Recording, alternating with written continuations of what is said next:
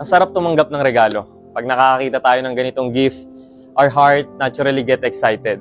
We think of surprises, joy, and the feeling of being remembered. Kasi may nakakaalala sa atin. So gift makes us feel valued.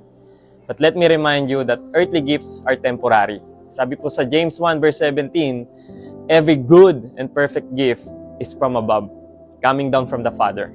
Meaning, all gifts point to a greater giver. But Christmas was never meant about to be what's inside the box. Kaya papabasa ko po sa inyo yung tarpaulin na pinagawa ko. Sabi po dito, ayan, this Christmas, the greatest gift is not something money can buy.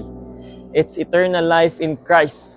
Wealth, fame, and success will fade, but Jesus remains forever. Get your free Bible and know Him more. So ngayong Christmas po, gagawin uli natin yung ginagawa natin every year. Mamimigay tayo ng Bible kasi po pwede tayo magregalo ng mga temporary na bagay. Pero pag nilid natin sila kay Christ, yun po ang pinaka-importante. Alam niyo po, di ba, sabi sa pinaka-sikat na Bible verse, John 3 verse 16, for God so loved the world that He gave His one and only Son. Ano daw po ang binigay? What did He give? Not gold, not wealth, not success. He gave His Son.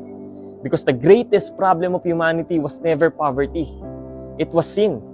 And the greatest gift we could ever receive is not something that improves life temporarily, but something that saves us eternally.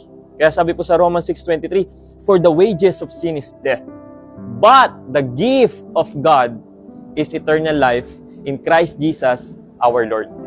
Eternal life is called gift because it cannot be earned. You don't deserve it. I don't deserve it.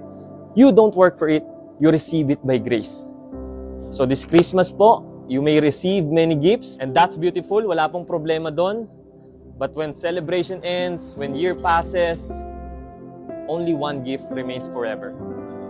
Jesus Christ. He died for your sins. He rose again so that you can live forever.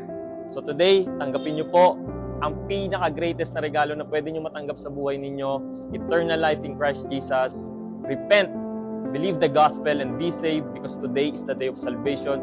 Not tomorrow, not next week, not next month, not next year, today. Because tomorrow is not promised. Amen?